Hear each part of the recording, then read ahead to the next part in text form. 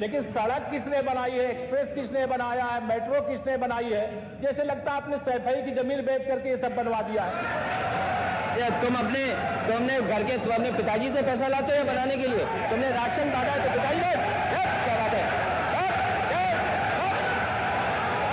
कोई बात नहीं।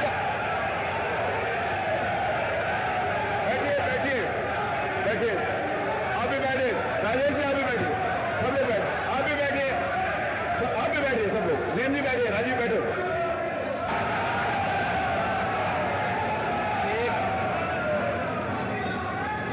एक घंटे से अधिक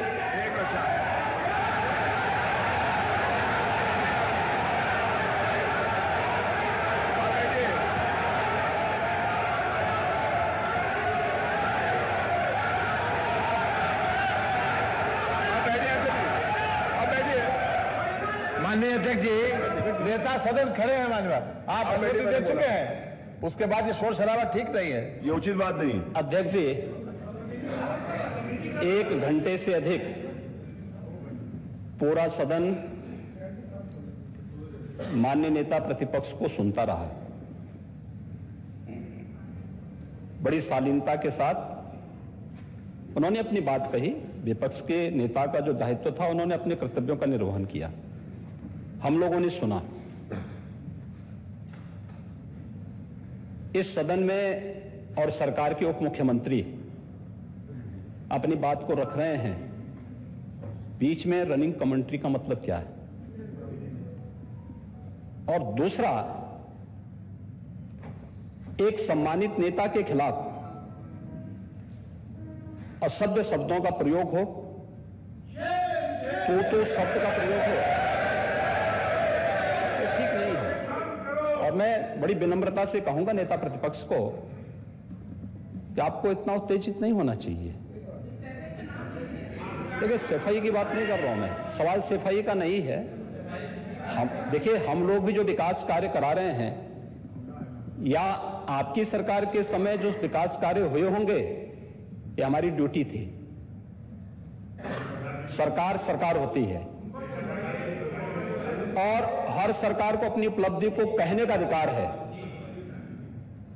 माननीय उप मुख्यमंत्री जी ने बिल्कुल सही कहा कि विकास, आपने कहा, आप विकास की जब चर्चा हुई तो उन्होंने जो बातें कही बिल्कुल ठीक ढंग से की थी। आपके यहां के दूसरे नेता या जब माननीय उप मुख्यमंत्री का यहां पर भाषण संपन्न होता, उसके बाद अपनी बात आप लोग कह सकते थे। लेकिन देखिए, मैं कल भी देख रहा था, कल माननीय वित्त मंत्री जब यहां पे जवाब देने के लिए खड़े हुए,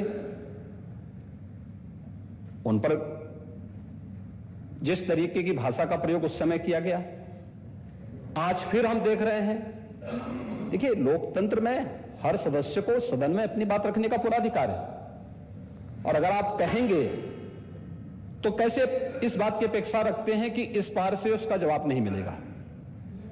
पूरे एक घंटे से अधिक समय तक पूरा सदन और खासतौर पर सत्ता पक्ष से जुड़े हुए सभी मान्य सदस्यों ने आपकी बात को बहुत ध्यान से सुना। देखिए, सहमत होना ना होना अपना विषय है, नहीं, सवाल दूसरा नहीं। देखिए, देखिए, सफाई भी इसी प्रदेश का हिस्सा। अध्यक्ष महोदय, सवाल ये नहीं है, मैं सुनने को तैयार हूं। अच्छा, ये बोल रहे हैं, सफाई भी तो इसी प्रदेश का हिस्सा है। नहीं, सफाई, देखिए, भाषा आप उसको बाद में बोल सकते हैं। देखिए, हमारी सहमति और असहमति हो सकती है। देखिए, हमारी असहमति असहमति हो सकती है किसी बात पर, हम बाद में इस बात को करेक्शन करा सकते हैं। लेकिन तो मैंने शब्द का प्रयोग नहीं किया जाना चाहिए और किसी भी असभ्य भाषा का प्रयोग नहीं होना चाहिए। और मैं माननीय अध्यक्ष जी से अनुरोध करूंगा कि अगर इस प्रकार की शब्दावली प्रोसीडिंग का हिस्सा बनी है तो कृपया उसको हटवा दें, क्योंकि ये गलत परंपरा होगी और मैसेज का देश के अंदर खराब जाएगा। हमें हमेशा इस बात को ध्यान में रखना होगा, सदन की मर्यादा का ध्यान हर हाल में बनाए रखना होगा। दूसरा, जब एक सदस्य बोल रहा हो तो सदस्य के बीच में, और खासतौर पर उप मुख्यमंत्री बोल रहे हो, तो बीच में रनिंग कमेंट्री करना, बीच में धमकी देना, ये चीजें ठीक नहीं है। और मुझे लगता है सदन की मर्यादाएं इससे आहत होती हैं, कोई भी इसको नहीं स्वीकार करेगा। और मैं विनम्रता से कहूंगा माननीय नेता प्रतिपक्ष को उनका सम्मान है, वे सबसे बड़े विपक्षी दल के नेता हैं और मुझे लगता है कि इस मर्यादा की अपेक्षा केवल सत्ता पक्ष से ही न करें, विपक्ष भी उस मर्यादा का पालन करेगा तो दोनों का सम्मान बना रहेगा और ये सम्मान दोनों का बना रहे। देखिए, सहमति और सहमति लोकतंत्र की ताकत है। या आवश्यक नहीं, हम ये नहीं कहते हमारी बात से सहमत हूं, या मैं ये भी नहीं कह सकता कि मैं आपकी बात से सहमत हूं। जब मेरी बारी आएगी, मैंने तो पूरे 1 घंटे तक आपकी बात को सुना, मेरी बारी जब मेरे दल की ओर से मेरी बारी लगाई जाएगी, मैं उस दिन अपनी बात को यहां पे रखूंगा। मैंने आपके पूरे भाषण को इसीलिए सुना ही नहीं, प्रोसीडिंग मंगाऊंगा, फिर देखूंगा, उसका पूरा जवाब भी दूंगा यहां सदन पे। और मैं उम्मीद करूंगा कि सभी विपक्षी नेतागण उस दिन यहां पर हमारी बात को भी सुनेंगे। लेकिन एक सरकार के वरिष्ठतम नेता में से एक और उप मुख्यमंत्री जो लगातार दूसरी बार उप मुख्यमंत्री हो रहे हैं, उनके द्वारा अपनी बात को रखा जा रहा हो, मुझे लगता है शालीनता से हमें सुनना चाहिए। अगर हमें लगता है गलत हो रहा है, देखिए बहुत सारी चीजें अगर हम भी इस बात को कहते, बहुत सारी चीजें नेता प्रतिपक्ष भी ऐसी थी जो आपत्तिजनक हो सकती थी, हमने सुना। भाई, हमें जो स्वीकार करना होगा वो स्वीकार करेंगे और उसका जवाब देंगे भी, लेकिन बीच में इस तरीके की उत्तेजना दिखाना उचित नहीं है। देखिए, माहौल इससे खराब होता है और अनावश्यक रूप से बाहर मैसेज खराब जाता है।